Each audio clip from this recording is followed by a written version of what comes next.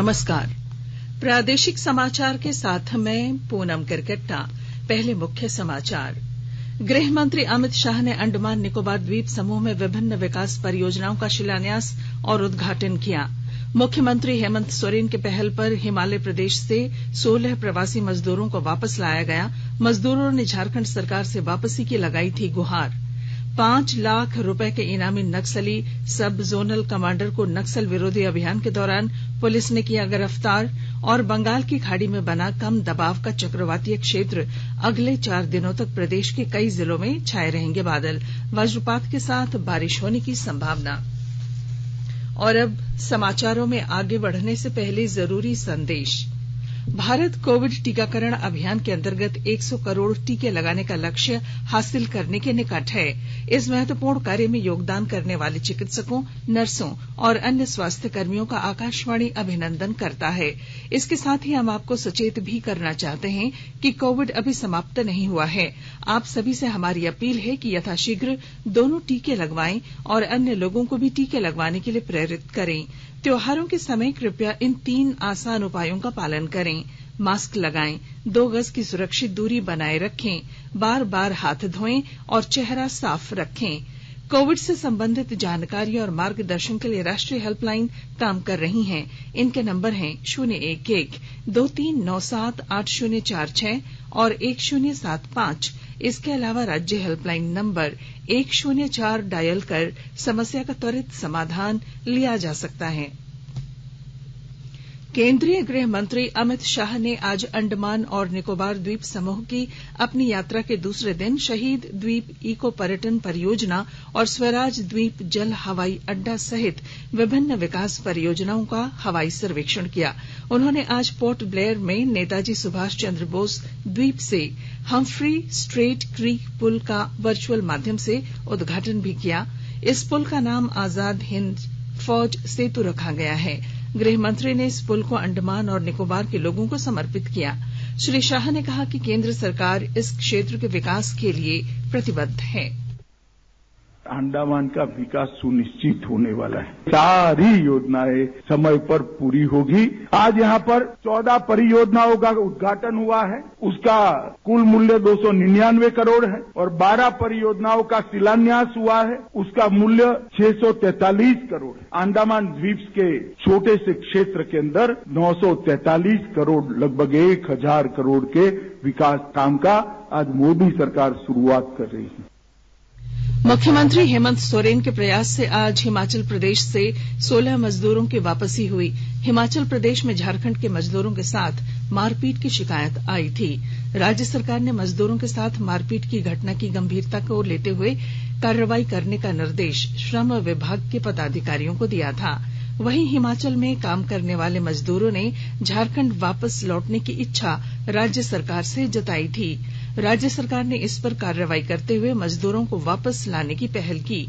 झारखंड के खूंटी सहित कई जिलों में 150 मजदूर हिमाचल प्रदेश में काम करने गए थे। स्थानीय लोगों से विवाद होने पर इन मजदूरों के साथ मारपीट की गई थी। राष्ट्रव्यापी कोविड टीकाकरण अभियान के अंतर्गत अब तक 97 करोड़ 23 लाख से अधिक कोविड टीके लगाए जा चुके हैं। स्वास्थ्य मंत्रालय ने बताया है कि कल 8,36,000 से अधिक टीके लगाए गए। इस दौरान देश भर में करीब 16,000 नए रोगियों की पुष्टि हुई। इस समय देश में 2,01,632 रोगियों का उपचार चल रहा है। देश में स्वस्थ होने की दर 98.08% हो गई है। कल करीब 18,000 से अधिक रोगी स्वस्थ हुए, जिसे मिलाकर अब तक लगभग 3 करोड़ 34 लाख रोगी स्वस्थ हो चुके हैं। केंद्र सरकार कोविड महामारी के दौरान लोगों की सुविधा के लिए बनाई गई राष्ट्रीय स्तर की हेल्पलाइन नंबर के बारे में लोगों को जागरूक कर रही है। कोविड संबंधी सवालों के जवाब के लिए स्वास्थ्य और परिवार कल्याण मंत्रालय की हेल्पलाइन है 1075। राज्य हेल्पलाइन नंबर है 104। महिला और बाल विकास मंत्रालय की चाइल्ड हेल्पलाइन है 1098। वरिष्ठ नागरिकों के लिए सामाजिक न्याय और अधिकारिता मंत्रालय की हेल्पलाइन है 14567। मनोवैज्ञानिक सहायता के लिए राष्ट्रीय मानसिक स्वास्थ्य और तंत्रिका विज्ञान संस्थान निम्हांस का नंबर है 080461100007। आयुष कोविड परामर्श हेल्पलाइन नंबर है 14443 और my GOV WhatsApp help desk number है 9013151515। आकाशवाणी के ताजा तरीन समाचारों के लिए आप हमारी वेबसाइट newsonair.com पर लॉग ऑन कर सकते हैं। ताजा समाचार Twitter handle @AIR news alerts और Facebook page all India radio news पर भी उपलब्ध है। आप प्रादेशिक समाचार एकांश के ट्विटर हैंडल @AIR News_Ranchi और फेसबुक इंस्टाग्राम पेज तथा YouTube channel AIR news Ranchi पर भी हमारे बुलेटिन सुन सकते हैं। प्रादेशिक समाचार आप आकाशवाणी रांची से सुन रहे हैं और अब पेश हैं कोरोना से बचाव के कुछ संदेश। चलो मिलकर एक शुरुआत करें, चलो एक फैसला आज करें, मास्क नहीं तो टोकेंगे, कोरोना को रोकेंगे, चलो एक इरादा करते हैं, चलो एक इरादा करते हैं, मास्क नहीं तो टोकेंगे, कोरोना को रोकेंगे। भारत सरकार द्वारा जनहित में जारी। कोविड-19 से बचाव और सुरक्षित रहने के 3 उपाय। मास्क लगाएं, 2 गज दूरी है जरूरी, सुरक्षित दूरी रखें, हाथ और मुंह साफ रखें।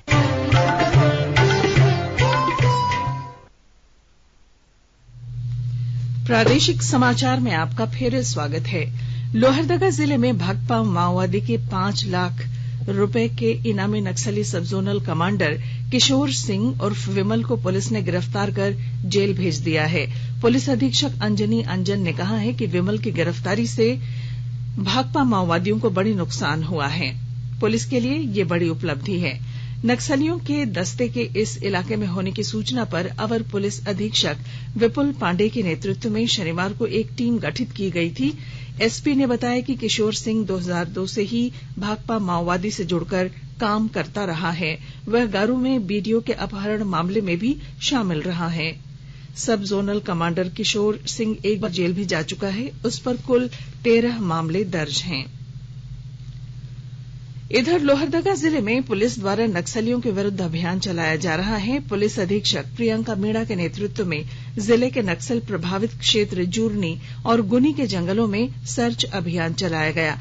इससे पहले ही नक्सल प्रभावित इलाकों में कई पुलिस पिकेट बनाए जा चुके हैं। प्रियंका मीणा ने कहा कि नक्सली मुख्यधारा में लौटे नहीं तो उनके विरुद्ध कार्रवाई और तेज की जाएगी। गुमला जिले के सिसई थाना क्षेत्र में पुलिस ने अफीम और डोडा के साथ 2 युवकों को गिरफ्तार किया है। पुलिस को गुप्त सूचना मिली थी कि सुपाली मोड़ नागफेनी के पास एक कार और स्कूटी में अफीम, डोडा सहित नशीले पदार्थ हैं। सूचना पर टीम गठित कर पुलिस ने 2 युवकों को गिरफ्तार किया है। देश के 75वें स्वाधीनता दिवस समारोहों के उपलक्ष्य में आजादी का अमृत महोत्सव के अंतर्गत प्रादेशिक समाचार एकांश आकाशवाणी रांची द्वारा स्वाधीनता संग्राम और उसके गौरवशाली इतिहास पर 18 अगस्त से साप्ताहिक अमृत महोत्सव क्विज का शुभारंभ किया गया है। सेंट्रल कोलफील्ड्स लिमिटेड और mission blue foundation Amrit Mahotsav quiz में आकाशवाणी समाचार रांची के साथ सहयोगी के रूप में शामिल है। आजादी के 75 वर्षों का पर्व अमृत महोत्सव प्रत्येक बुधवार शाम 7 बजे प्रसारित होने वाले प्रादेशिक समाचार के दौरान पूछे गए प्रश्न का सही उत्तर देने वाले प्रथम 10 प्रतिभागियों में से लकी ड्रॉ द्वारा चुना हुआ एक प्रतिभागी इनाम का हकदार होगा। इसके लिए सुनते रहें आकाशवाणी रांची का प्रसारण।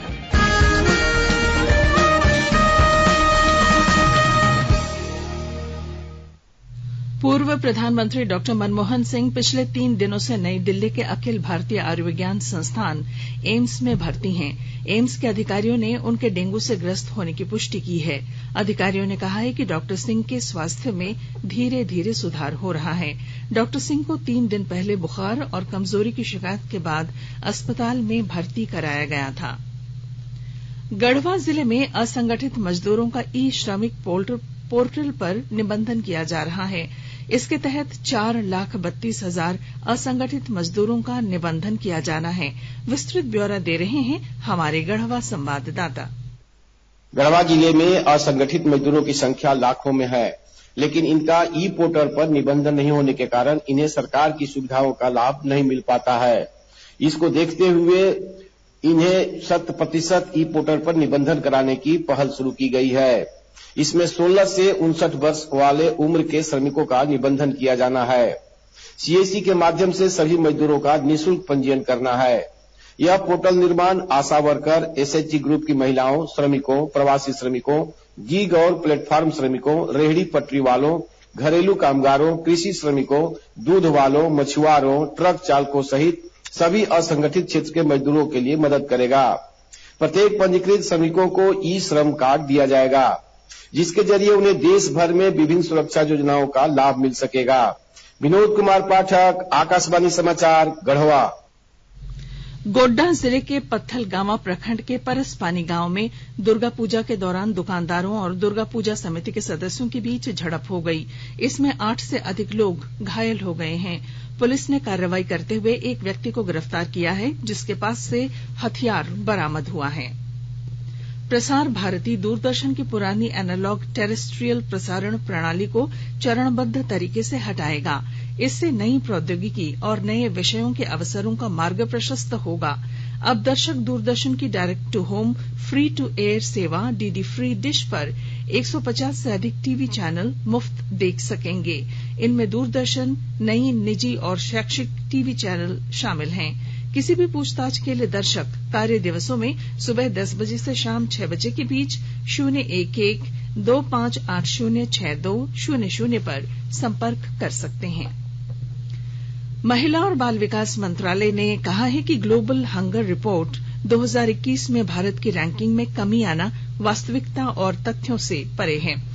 मंत्रालय ने कहा है कि ग्लोबल हंगर रिपोर्ट का प्रकाशन करने वाली एजेंसियों ने रिपोर्ट जारी करने से पहले समुचित कार्य नहीं किया। एक बयान में मंत्रालय ने कहा है कि खाद्य और कृषि संगठन द्वारा इस्तेमाल की जाने वाली कार्यप्रणाली अवैज्ञानिक है। मंत्रालय ने कहा कि रिपोर्ट कोविड महामारी के दौरान समूची आबादी की खाद्य सुरक्षा सुनिश्चित करने के लिए सरकार के बड़े पैमाने पर किए गए प्रयासों की पूरी तरह अनदेखी करती है। मंत्रालय ने कहा कि कोविड महामारी से उत्पन्न चुनौतियों से निपटने के लिए सरकार ने प्रधानमंत्री गरीब कल्याण अन्न योजना और आत्मनिर्भर भारत योजना जैसी अतिरिक्त राष्ट्रव्यापी योजनाओं को लागू किया है। और अब मौसम विभाग के अनुसार रांची में सामान्य रूप से बादल छाए हैं। दिन में 1 से 2 बार हल्के बादल गरजने के साथ बारिश की संभावना है। मौसम विभाग के अनुसार आज शहर के अधिकतम तापमान में 2 से 3 डिग्री सेल्सियस कमी आने की भी संभावना व्यक्त की गई है। मौसम वैज्ञानिक अभिषेक आनंद ने बताया है कि अंडमान और बंगाल की खाड़ी में बना कम दबाव का चक्रवातीय क्षेत्र अब पश्चिम मध्य बंगाल की खाड़ी से दक्षिणी ओडिशा और उत्तरी आंध्र प्रदेश में समुद्र तल से 5.8 किलोमीटर तक फैला हुआ है। इसके अगले 24 घंटों में और घने होकर अपना प्रभाव दिखाने की संभावना है। इस कारण आंध्र प्रदेश और ओडिशा में भारी बारिश की संभावना है।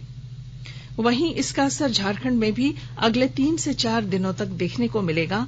इस कारण आज राज्य के रांची, खूंटी, रामगढ़, हजारीबाग, बोकारो, गुमला, देवघर, धनबाद, दुमका, गिरिडीह, गोड्डा, जामताड़ा, पाकुड़, साहिबगंज, पूर्वी सिंहभूम, पश्चिमी सिंहभूम, सिमडेगा और सरायकेला में हल्के से मध्यम दर्जे की बारिश की संभावना है और इसके साथ ही मेघ गर्जन और वज्रपात की भी संभावना व्यक्त की गई है।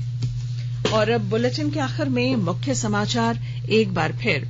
गृह मंत्री अमित शाह ने अंडमान निकोबार द्वीप समूह में विभिन्न विकास परियोजनाओं का शिलान्यास और उद्घाटन किया। मुख्यमंत्री हेमंत सोरेन की पहल पर हिमाचल प्रदेश से 16 प्रवासी मजदूरों को वापस लाया गया। मजदूरों ने झारखंड सरकार से वापसी की लगाई थी गुहार। 5 लाख रुपए का इनामी नक्सली सब जोनल कमांडर को नक्सल विरोधी अभियान के दौरान पुलिस ने किया गिरफ्तार। और बंगाल की खाड़ी में बना कम दबाव का चक्रवातीय क्षेत्र अगले 4 दिनों तक प्रदेश के कई जिलों में छाए रहेंगे बादल, वज्रपात के साथ बारिश की संभावना।